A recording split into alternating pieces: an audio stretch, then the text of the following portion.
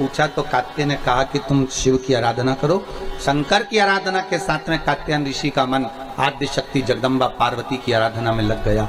जो माता की आराधना करना प्रारंभ करी, जो आराधना करना प्रारंभ करी, एक दिन स्वयं शंकर और पार्वती कात्यायन ऋषि के सामने आकर खड़े हो गए। मांग तुझे क्या चाहिए? कात्यायन ऋषि ने कहा मुझे कुछ नहीं चाहिए, बस इतनी कृपा कर दो कि मेरे घर में ये आपकी जो अर्धांगिनी है, आपकी जो पत्नी है पार्वती, मेरे घर में बेटी बनकर आ जाए, बस इतनी कृपा कर दो, और कुछ नहीं चाहिए। शिवजी ने मन में सोचा कि महिषासुर को मारना है, और महिषासुर को मारना है, और मारने के लिए पार्वती को एक अवतार तो लेना पड़ेगा। तो क्यों ना एक काम करते हैं कि कात्यायन ऋषि के घर में पार्वती का जन्म करा देते हैं, और जब पार्वती कात्यायनी बनकर जन्मेगी स्वयं मार देगी महिषासुर। पार्वती जी का एक नाम है, नवरात्र में छठा दिन। कौन सी माता? जम के बोलिए जरा। कात्यायनी माता। कौन सी माता है? कात्यायनी। और कात्यायन ऋषि के घर में माँ जगत जननी जगदम्बा पार्वती कात्यायनी बनकर प्रकट हो गई। कात्यायनी बनकर प्रगटी, थोड़ी अवस्था हुई, बड़ी हुई। पिता से पूछा, पिताजी मेरे प्रागट होने का कारण क्या है? तुम्हें महिषासुर का संहार करना। ठीक है। जहां उपद्रव करना प्रारंभ करा और महिषासुर उपद्रव पर उपद्रव करने लगा, बहुत उपद्रव मचाया महिषासुर ने।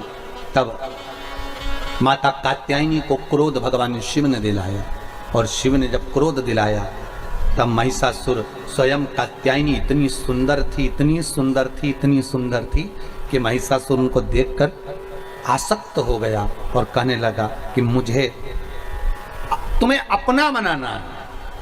कात्यायनी खिलखिल कर हंसी, और देवताओं ने पुकार दिया, तेरे भक्त जनों पर माता बीड़ पड़ी है,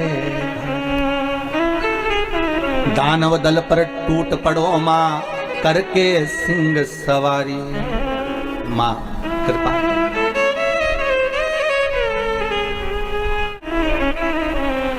और सो सिंहों से तू बलशाली, अष्ट हो जाऊं बाली, दुखियों के दुखड़े निवार। माँ जगत जननी जगदम्बा जगत धात्री दुर्गा भवानी मैया प्राणों को हर ली। समय आया, आगे सुंदर भाव व्यक्त करा भगवान शंकर के सुंदर आनंद में भाव में। शिव महापुराण की कथा कहती है, भगवान ओघड़दानी त्रिकालदर्शी कैलाशी शंभु जब नित्य लीला का स्मरण करते हैं, समय आता है भगवान शंकर के कुछ अवतार माँ जगत जननी माता पार्वती के साथ में होते हैं। शिव महापुराण की कथा कहती है, भगवान शंकर एक बार महाकाल बने तो पार्वती महाकाली बनी। शंकर एक बार तार बने तो माता तारा देवी बनी। भगवान शिव का एक अवतार बाल भुवनेश हुआ तो पार्वती भुवनेश्वरी बनी। शिव जी का एक अवतार श्री विदेश हुआ, माता पार्वती श्री विद्या बनी। शिव जी का एक अवतार भैरव हुआ तो माता पार्वती भैरवी बनी। भगवान शंकर का एक अवतार छिन्न मस्तक हुआ तो माता छिन्न मस्ता बनी। एक अवतार धूमवान हुआ तो माता पार्वती धूमावती बनी। इस अवतार में छिन्न मस्ता जो माता है, जब छिन्न मस्तक शिवजी हुए तो छिन्न मस्ता माता पार्वती। इस छिन्न मस्ता माता की कथा से हमको ये सीखने को मिलता है कि पार्वती जी की दो सहेलियां पार्वती जी के साथ स्नान करने गईं, और स्नान करते समय उन सखियों को, उन सहेलियों को भूख लगने लगी। देखिएगा जरा, माता की कृपा देखिए, माता की दया देखिए, माता की करुणा देखिए जरा। भूख लग गई। फिर वही वाली बात आ गई जो अभी कथा में कही थी, जन्म उसने दिया है तो मृत्यु भी वही देता है, पेट उसने दिया है तो भर भी वही देता है, दूसरा कोई नहीं भरेगा, भरेगा वही। अगर उसने पेट दिया है तो भरने की जवाबदारी उसकी है। और वही हुआ। दोनों सखियां कहने लगी है, पार्वती बहुत भूख लग रही है। पार्वती जी बोली, भूख? तुम अभी तो भोजन कर कर आई थे। तुमने अभी तो भोजन किया था और अभी भोजन करा और फिर वापिस तुम्हें भूख लगने लगी। हाँ पार्वती, भूख लग रही है और बहुत तेज भूख लग रही है पार्वती। अब पार्वती ने देखा यहाँ से कहाँ से हम तुमको भोजन ला कर देंगे, अब इतने जंगल में, घने जंगल में कहाँ तुम्हारे लिए भोजन मिलेगा। तो माता पार्वती जी ने विचार कर अब करें क्या तुम्हारे लिए। तो माता पार्वती ने देखा, फिर सखियों ने कहा भूख लग रही है पार्वती, बहुत तेज भूख लग रही है। केवल एक जगत की माँ ही ऐसी हो सकती है, केवल एक माँ। माता पार्वती ने अपना सिर काट दिया। मां जगत जननी जगदम्बा ने अपना सिर काटा और काटते से ही माता के गले में से रक्त की 2 धार निकली सामने और 1 धार निकली सम्मुख में। मां जगत जननी ने अपना सिर काट के हाथ में लिया, सामने रक्त की धार निकली तो सखियों से माता कह रही है, लो तुम्हारा पेट भर देती हूं। दोनों सखियों ने मुंह खोला, माता का रक्त मां पिला रही है और सामने जो माता का शीश था उसमें भी रक्त की 1 धार जा रही है। शिव महापुराण की कथा कहती है ये केवल एक माँ हो सकती है जो अपना रक्त भी अपने बच्चों को पिला देती है, वो माँ है, केवल एक माँ, वो दूसरी कोई नहीं हो सकती। उसी का नाम छिन्नमस्ता हुआ। और केवल एक कथा नहीं, यहाँ शंकर भगवान ध्रुवबाण बने तो माता पार्वती ध्रुमावती बनी। और ध्रुमावती माता का चरित्र उठाकर देखिए, जब माँ जगत जननी शंकर के पास में बैठी थी और भगवान शिव नेत्र बंद कर बैठे थे, 1000 वर्ष की साधना में शिव डूबे हुए थे और शंकर भगवान कहकर साधना में लीन हुए थे कि पार्वती अभी मैं उठूंगा नहीं, मुझे जगाना नहीं, मैं तब साधना कर रहा हूँ। जैसे एक पति अगर नौकरी पर जाता है, सर्विस करने जाता है तो कहकर जाता है मैं जा रहा हूँ, फोन मत लगाना, मैं खुद फोन कर दूंगा वहां पहुंचते से, तो मुझे फोन मत लगाना। कई पत्नियों की बहुत आदत रहती फोन लगाने की, दिन भर उनके पास यही काम, क्या कर रहे हो, कहां हो, इतनी देर से फोन क्यों नहीं उठाया, मर रहा था, हर 15 मिनट में तो बेचारा अब भी बैठा गाड़ी में, अब भी गया है, थोड़ी तो सबर खा, अब भी बोल के गया कि मैं जा रही हूं, पांव पड़ के गया दिल्ली के जा।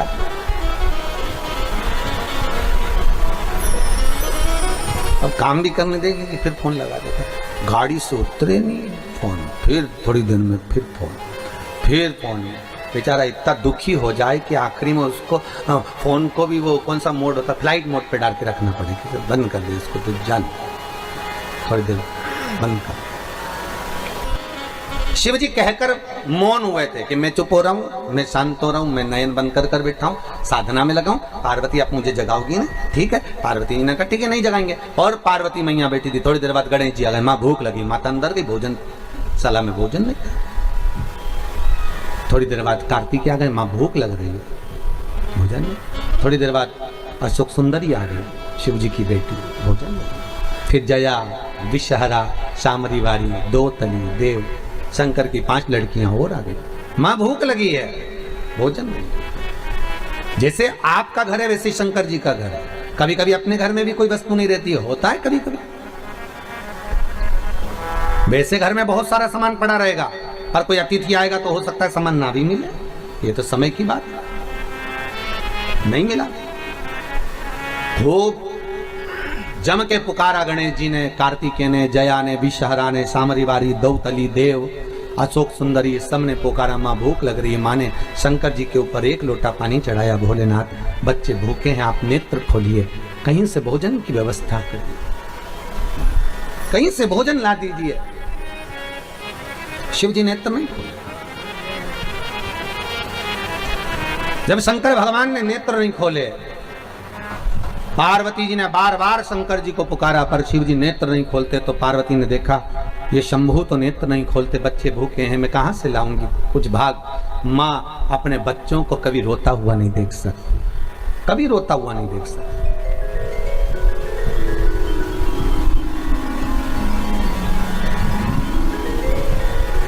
शिव जी को फिर चरण धोए, शंकर नहीं जागे, बेलपत्री चढ़ाई, नहीं जागे। पार्वती को क्रोध आ गया, शंकर भगवान को उठाया पार्वती ने, और पार्वती ने उठाकर शिव जी को मुख में निगल लिया। और मां जगतजननी जगदम्बा पार्वती शंकर को निगल गई। जैसे ही निगली, माता के स्तनों में दूध आना प्रारंभ हो गया। और माता के स्तनों में जब दूध आया तो गणेश, कार्तिकेय और भगवान कन्याओं को मां जगतजननी ने पेट भरकर पिलाया। हाहाकार मच गया। शिव ना जाने कहां चले गए, शंकर नहीं दिख रहे, त्रिलोकी का नाथ नजर नहीं आ रहा। किसी ने कहा बच्चे भूखे थे, अपने बच्चों को भूखा कैसे देखती माँ, इसलिए शिव को निगल गई जिससे स्तनों में दूध आ जाए। माँ कलकत्ता में परसों कहा था,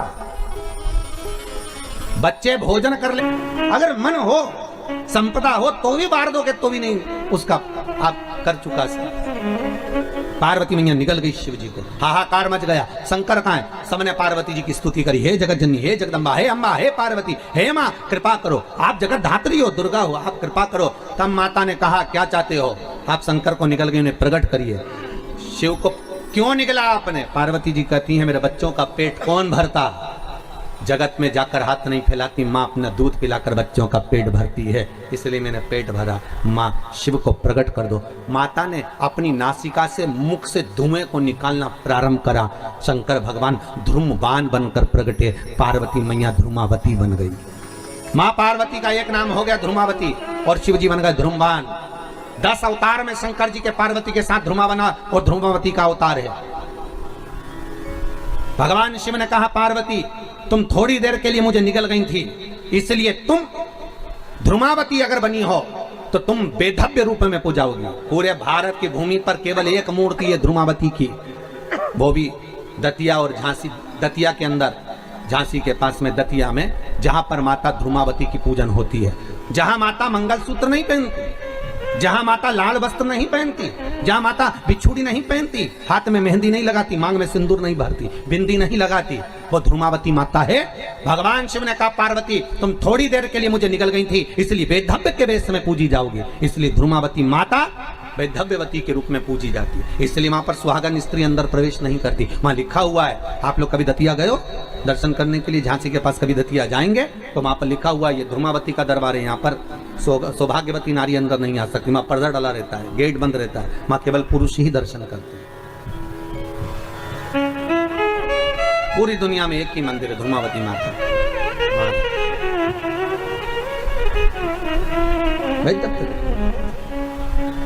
अपने बच्चों के लिए ये माता की करुणता है, ये माता का स्नेह, माता का प्रेम है, ये माता की वात्सल्य है। शिव जी ध्रुमवान बने तो माता पार्वती ध्रुमावती बनी। शंकर भगवान बगलामुख बने तो माता पार्वती बगलामुखी बनी। भगवान शंकर मातंग बने तो पार्वती मातंगी बनी, और भगवान शंकर कमल बने तो माता पार्वती कमला बनी। शिव जी के ये 10 अवतार माता पार्वती के साथ में हुए। 10 अवतार शिव जी के पार्वती के साथ। आगे जो भगवान शंकर की सुंदर प्रसंगों का स्मरण कराया गया। एक बार भगवान हिरण्यकशिपु ने तप किया, वर प्राप्त करा, महाराज न दिन में मरूं, ना रात में, न अंदर न बाहर, न अस्त्र से न शस्त्र से, न नर से न पशु से, ना ही 12 महीने में मरूं, ऐसा वर दीजिए। ब्रह्मा जी ने तथास्तु कह दिया, वो तथास्तु वर मिला। और हिरण्यकशिपु ने उपद्रव मचाया है। हिरण्यकशिपु की पत्नी जो गर्भ से थी उसको इंद्र ले गए थे, इंद्र से नारद जी ने छुड़ा लिया था। नारद जी ने हिरण्यकशिपु की पत्नी को गर्भस्थ अवस्था में इतना ज्ञान दिया था, इतना ज्ञान दिया कि हिरण्यकशिपु की पत्नी के गर्भ से जो बालक हुआ उसने आते से भगवान के नाम का एलान करा, उसका नाम प्रहलाद हो गया। क्या नाम पड़ गया? प्रहलाद। ये गर्भ का ज्ञान था प्रहलाद का। और प्रहलाद गर्भ ज्ञान धारण करने वाले प्रहलाद जी महाराज गर्भ अवस्था में भगवत का इतना स्मरण करा कि हर पल, हर क्षण, हर घड़ी उनके मुख से केवल भगवान का ही भजन निकलता, केवल भगवान।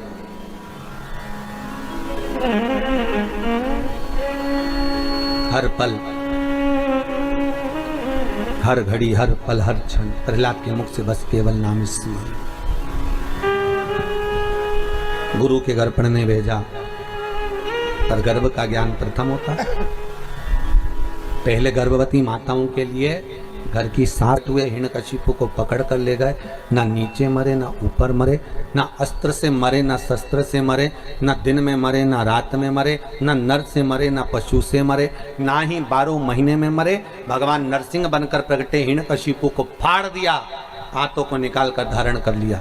हिरण्यकशिपु जैसे ही मरा, प्राण छूटे, नरसिंह भगवान आनंद कर गए।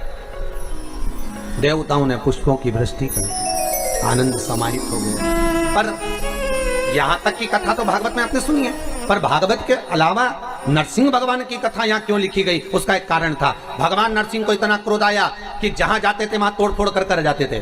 बैकुंठ में गए तो बैकुंठ को तोड़ दिया, ब्रह्मलोक में गए तो ब्रह्मा जी भग गए, इंद्रलोक में गए तो इंद्र जी भग गए, सारे सिंहासन तोड़ देते, सामान तोड़ देते। इतना क्रोध नरसिंह भगवान को भरा हुआ था, इतना क्रोध भरा था।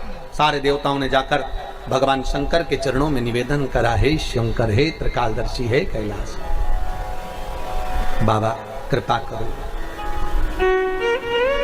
हे भोले करुणा करो। सारे देवता खड़े हैं, शंकर भगवान पार्वती के साथ, नंदी भृंगी श्रृंगी गले में सर्प सब विराज। स्तुति करी शंकर भगवान कृपा कर, नरसिंह भगवान का क्रोध शांत कर दीजिए। भगवान शंकर ने कहा मैं शरम्भ पक्षी का रूप धारण करूंगा, उड़ते हुए जाऊंगा, नरसिंह भगवान को उठाकर अलखनंदा में ले जाकर डाल दूंगा, उनका गुस्सा शांत हो जाएगा। भगवान शरम्भ पक्षी का रूप धर कर गए, शंकर भगवान ने शरम्भेश्वर महादेव बनकर गए और उड़कर नरसिंह भगवान को ले जाकर पंजे में पकड़कर ले जाकर अलखनंदा नदी में डाला, तब जाकर